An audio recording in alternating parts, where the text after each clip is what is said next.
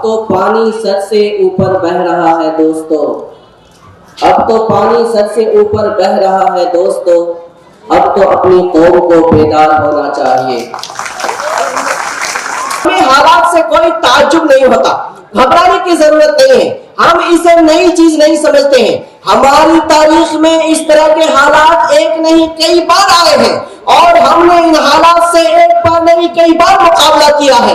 ہم نے اس وقت بھی مقابلہ کیا ہے جب ہماری تعداد صرف 313 تھی، اور ہم نے اس وقت بھی مقابلہ کیا ہے جب ہماری تعداد 10,000 تھی، اور ہم نے اس وقت بھی مقابلہ کیا ہے جب ہماری تعداد 10 لاکھ تھی۔ آج تو ہم الحمدللہ 25 کروڑ سے زیادہ اس ملک کے اندر ہے۔ انشاءاللہ اگر ہمارے ملک پر، ہمارے ملک کی گنگا جمنی تہذیب پر، ہمارے دستور پر، ہمارے ملک کی آزادی پر، اور ہمارے ملک کے اندر قائم انصاف کے اوپر آ جائے گا تو ہم اسے نمٹنے کے لیے ہر وقت تیار رہیں گے۔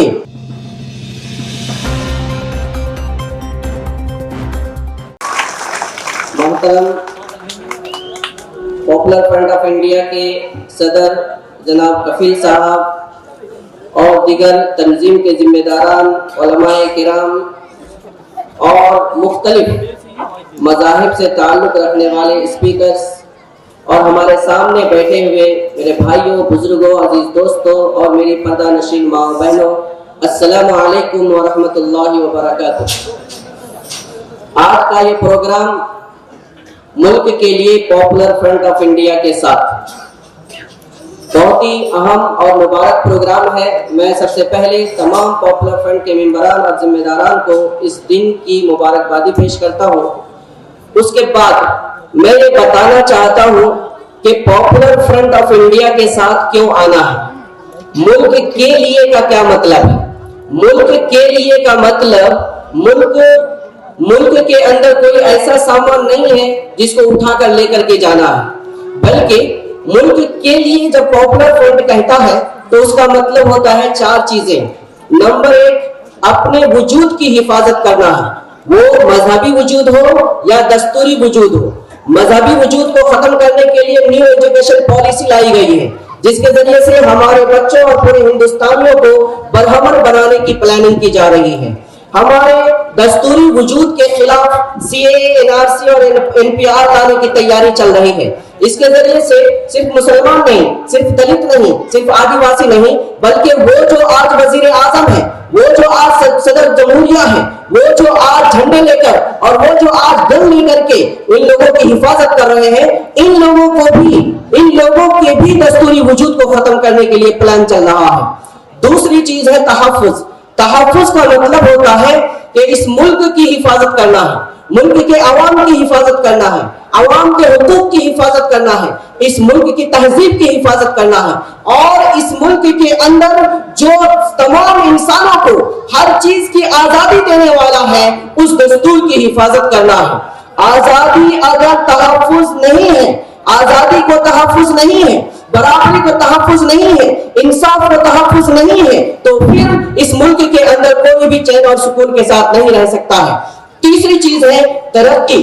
ترقی کا مطلب ہوتا ہے ہر فیلڈ کے اندر، وہ چاہے ایجوکیشن ہو، چاہے معیشت ہو، چاہے پولیٹیکل ہو، چاہے ڈیفنس ہو، چاہے سوشل ہو، ہر فیلڈ کے اندر ہر قوم کو خود مختار ہونا ہے، مضبوط ہونا ہے، اپنے پیروں پر کھڑا ہونا ہے۔ جب تک ہر قوم اپنے پیر پہ کھڑی نہیں ہوتی، جب تک ہر نسل اپنے پیر پہ کھڑے ہو کر کے اس ملک کی تعمیر اور ترقی کے لیے کام نہیں کرتی، تب تک یہ ملک آگے نہیں بڑھے گا۔ اس لیے پاپولر فرنٹ تمام اقوام کے ذمہ داروں کو اور تمام نسلوں کو ہر فیلڈ کے اندر ترقی دینے کے لیے کام کر رہا ہے۔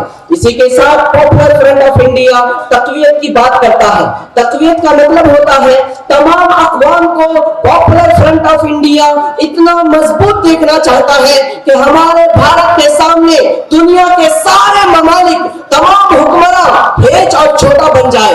ایسا ایک نظریہ لے کر پاپولر فرنٹ آف انڈیا اس وقت پورے ملک کے اندر کام کر رہا ہے۔ اس کے خلاف آج ملک کے اندر کیا چل رہا ہے، یہ ہمیں سمجھنے کی ضرورت ہے۔ اس وقت جب ہم حالات پر غور کرتے ہیں تو ہمیں حالات سے کوئی تعجب نہیں ہوتا، گھبرانے کی ضرورت نہیں ہے، ہم اسے نئی چیز نہیں سمجھتے ہیں۔ ہماری تاریخ میں اس طرح کے حالات ایک نہیں کئی بار آئے ہیں، اور ہم نے ان حالات कई बार मुकाबला किया है। हमने उस वक्त भी मुकाबला किया है जब हमारी तादाद सिर्फ 313 थी, और हमने उस वक्त भी मुकाबला किया है जब हमारी तादाद 10,000 थी, और हमने उस वक्त भी मुकाबला किया है जब हमारी तादाद 10 लाख थी। आज तो हम अल्हम्दुलिल्लाह 25 करोड़ से ज्यादा इस मुल्क के अंदर है। इंशाअल्लाह अगर हमारे मुल्क पर, हमारे मुल्क की गंगा जमनी तहजीब पर, हमारे दस्तूर पर, हमारे मुल्क की आजादी पर और हमारे मुल्क के अंदर कायम इंसाफ के ऊपर आ जाएगा तो हम इसे निपटने के लिए हर वक्त तैयार रहेंगे। आज डराया जाता है, हमको हालात से डराया जाता है।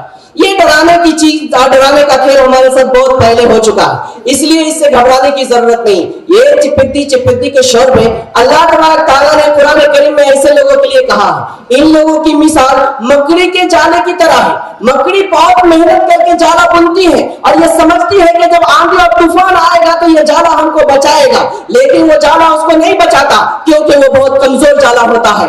आज ये संघ परिवार के लोग, आज ये आरएसएस के लोग, आज ये बीजेपी और बजरंग दल के लोग, आज ये एबीवीपी के लोग जो हमारे दस्तूर को तोड़कर एक ब्राह्मणवादी का निजाम इस मुल्क में लाने की कोशिश कर रहे हैं, और ये जो दलितों को और आदिवासियों को 500 रुपये देकर और एक शराब की बोतल देकर के खरीद करके ला रहे हैं, उनको लड़वा करके उनका खून करवा रहे हैं। इंशाअल्लाह जिस दिन इन लोगों को मालूम पड़ जाएगा कि यही लोग हमारे असल में दुश्मन है जो हमें लड़ा रहे हैं, उस दिन इनका ये डरोंडा खुद ब खुद होने में गिर जाएगा।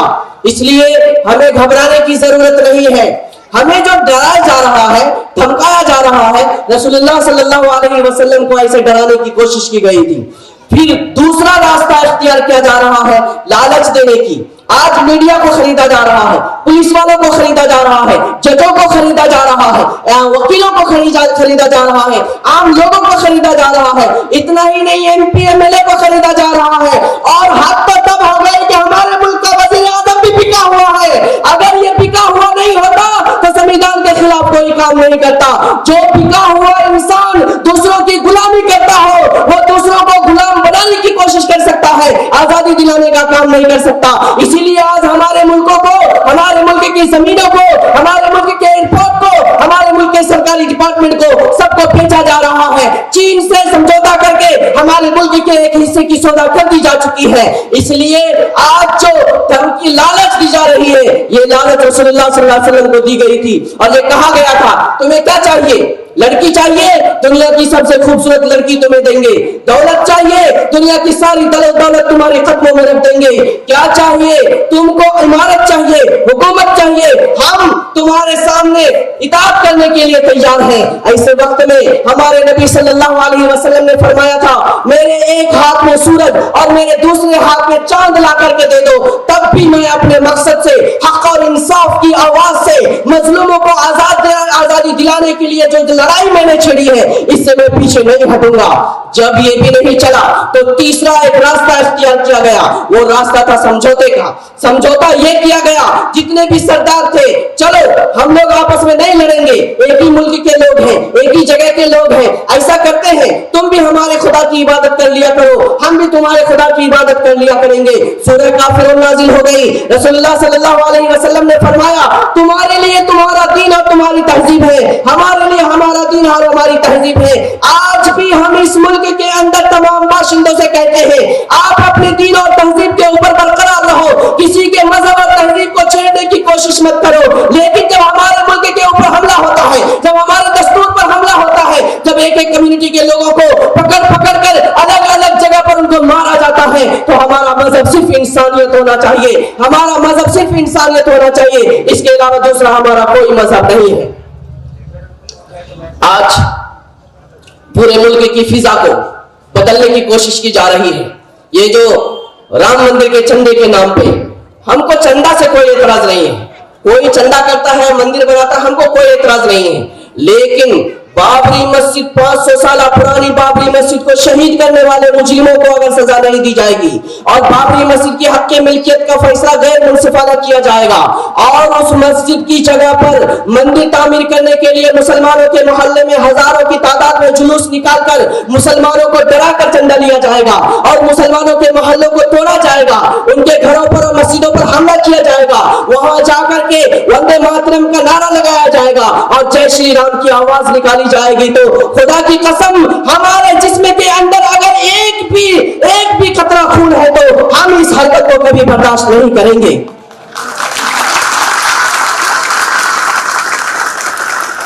ہمیں آج تالی بجانے کی ضرورت نہیں ہے, ہمیں آج کام کرنے کی ضرورت ہے. ہمیں کرنا کیا ہے؟ ہمیں سب سے پہلے اپنے اندر سے ڈر نکالنا ہے. ہم نے بتایا کہ مسلمانوں کے ڈی این اے میں ڈر نہیں ہے, اور جس کے اندر ڈر ہے اس کے اندر ایمان نہیں ہے. مسلمان نہیں ڈرا ہے اور نہ کبھی ڈرے گا. مسلمان ابراہیم علیہ السلام کی شکل میں تنہا ایک نوجوان ہے, منجنیق باندھ کر کے آگ سامنے چل رہی ہے, اس وقت ان کو ڈالنے کی بات کی جا رہی ہے اور پھر کہا جا رہا ہے کہ تم مان لو نمرود ہی سب کچھ ہے. اس وقت بھی ابراہیم نے کہا تھا ہم تم کو ماننے کے لیے تیار نہیں ہیں. جب ساری دنیا محمد صلی اللہ علیہ وسلم کے خلاف آواز اور طوفان اٹھا کر کے رکھے تھے اور محمد صلی اللہ علیہ وسلم کے گھر کے سامنے چاروں طرف سے تلوار لے کر کھڑے تھے, آج ان کو ختم کر دیں گے, نہ رہے گا بانس نہ بجے گی بانسری.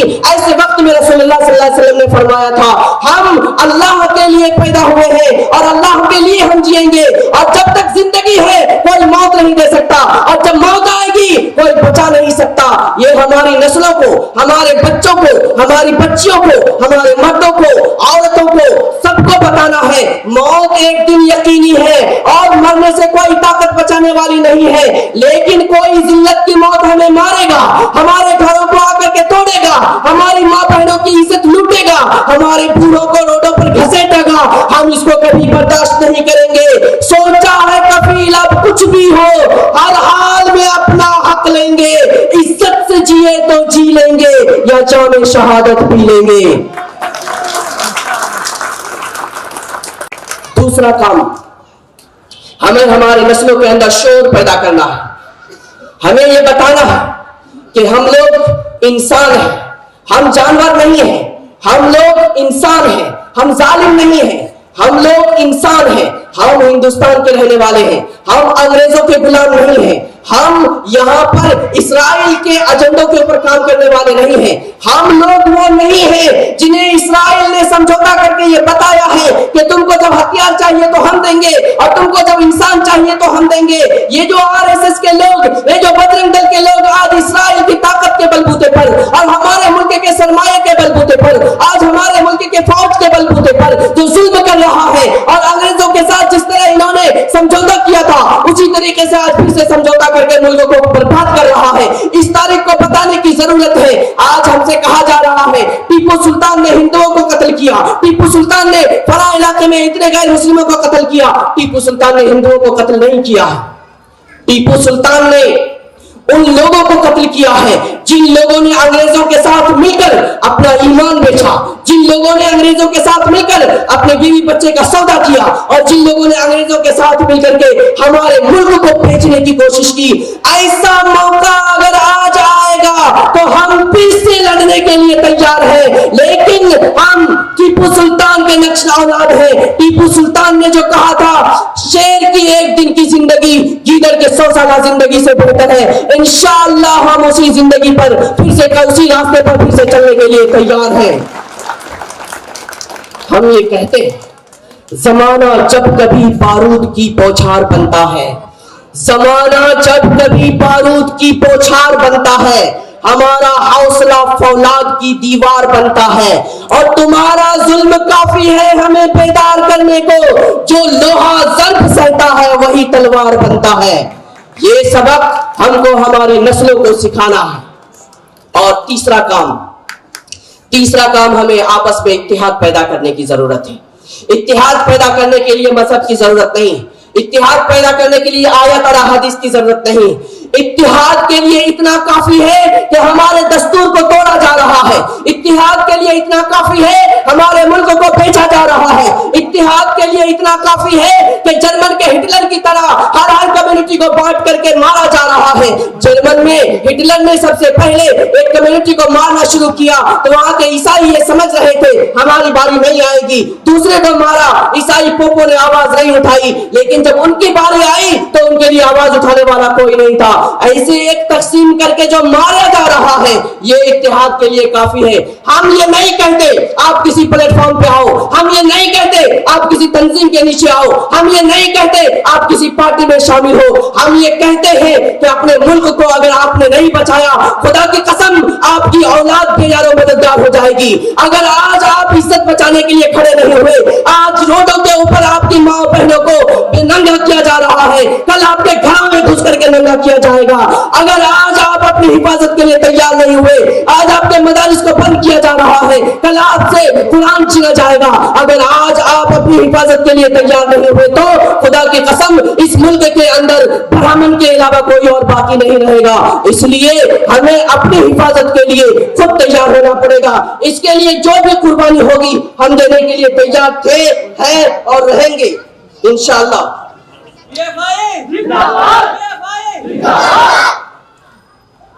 ہم شمع یقین کے پروانے شعلوں سے محبت کرتے ہیں, ہم شمع یقین کے پروانے شعلوں سے محبت کرتے ہیں.